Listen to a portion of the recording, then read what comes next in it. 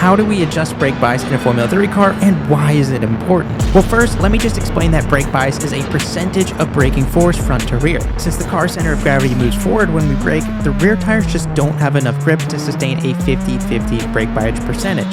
And usually the brakes are smaller in the rear too because of that. So before we exit the pits, we set the bias in the garage using a little rotary knob and a sensor readout on the dash. In this case, I've set mine to about 62%. Once we're out on track, we have to confirm the bias we set in pit lane by braking with full force. And in this case, it looks like we were a little bit too far rearwards for these old tires we're running on. So on the next available straight, I'm going to push the bias forwards with one click, which is equivalent to about 0.5% in this car. Some cars and tracks really benefit from multiple brake changes per lap, like we've seen some F1 drivers do in the past. But it's harder to do in cars like this since the bias knob is essentially just a steel cable, which sometimes gets bound up. For more racing insights, follow me.